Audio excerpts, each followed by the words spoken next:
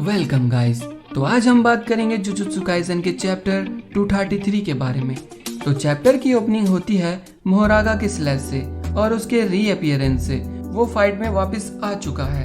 UG और बाकी सभी भी उसे देख कर के पैनिक हो जाते हैं, पर यूजी को गोजो पे अभी भी भरोसा है और कहता है भले ही मोहरागा ने गोजो की लिमिटलेस अडेप्ट कर ली है, पर वो दोनों अभी भी बराबरी पर ही हैं और गोजो भी किसी से कम नहीं। और अगर गोजो घायल भी होता है तो वो अपने को तुरंत हील कर ही लेगा।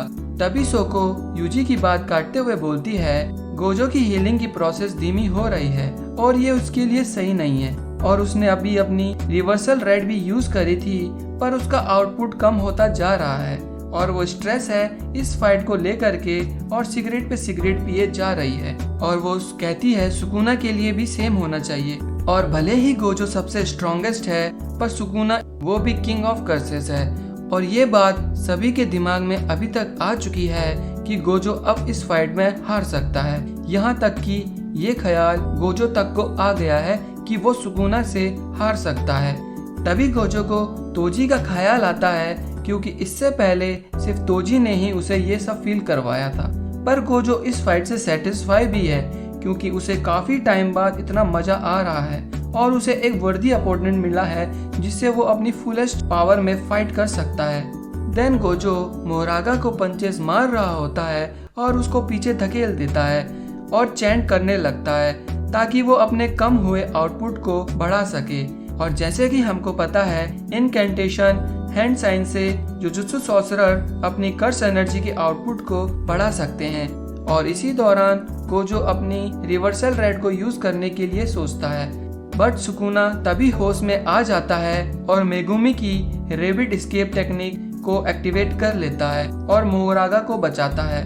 गोजो सुकुना को कहता है ब्लैक फ्लैश का अटैक ने चार्म की तरह काम किया है और तुम मुझे ये बताओ तुम वहाँ कब तक पड़े रहने वाले हो आराम करने के लिए। और गोजो अपने रिवर्सल रेड के अटैक को यूज करता है और मोहरागा उससे भागने लगता है।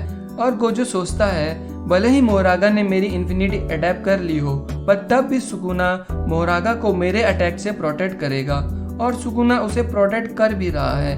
देन सुकुना गोजो का ध्यान भटकाने के लिए उस पे फायर एक्सटिंग्विशर फेंकता है और दूसरी तरफ मोहरागा तैयार बैठा है गोजो पर ऊपर से अटैक करने के लिए।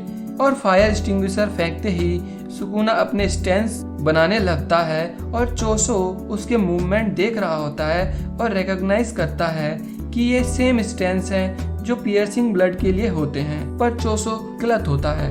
पर ये कोई ब्लड पियर्सिंग अटैक नहीं होता है, ये तो एक सिंपल वाटर अटैक होता है बेंशो।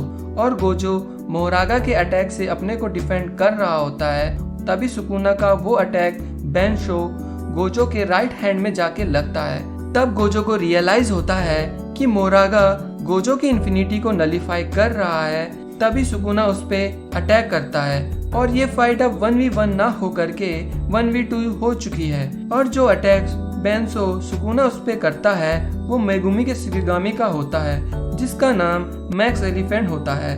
और सुकुना उन्हें बिना समन किए उनके अटैक को यूज कर पा रहा है, यानी सुकुना मोहरागा के अलावा और शिकिगामी को भी यूज कर सकता है। और ये बता पाना मुश्किल है कि वो और क्या क्या अटैक यूज कर सकता है। देन गोजो एनालाइज करता है कि मोहरागा उसकी ब्लू को अडेप्ट कर लेगा, क्योंकि गोजो ने शुरू से ही सिर्फ ब्लू को ही यूज करा है, पर रिवर्सल रेड के अटैक को अडेप्ट करने में उसे अभी काफी टाइम लगेगा। गोजो ये सब सोच ही रहा होता है, तभी सुकुना कहता है तुम कंफ्यूज क्यों हो रहे हो, ये कोई 2-on-1 फाइट नहीं है। और ये कहते ही सुकुना आगिटो को समन करता है, जो कि मेगुमी के शिकिगामी न्यू और डिवाइन डॉग के मर्जर होते हैं। तो अलग अलग समन होने के बजाय सुकुना उनका एक फ्यूजन बना देता है आगिटो। उसको समन करते ही सुकुना कहता है ये 3-on-1 फाइट है, जिसपे गोजो हंसता है और उसका मजाक उड़ाते हुए कहता है ऐसा लग रहा है कि जैसे किसी बच्चे ने अपने पेरेंट्स को बुला लिया हो और उनके पीछे छुपा हो। फिर दोनों शिकिगामी गोजो पर एक साथ अटैक कर देते हैं, पर गोजो उनका अटैक डॉज कर लेता है। सुकुना भी गोजो पे अटैक करता है और उसकी शैडो से निकलते ही उस पे फिर से वही मैक्स एलिफेंट वाला अटैक करता है बेंसो। पर गोजो उससे भी बच जाता है और वो तीनों ही सुकुना, मोरागा, आगिटो गोजो पर अटैक कर रहे होते हैं।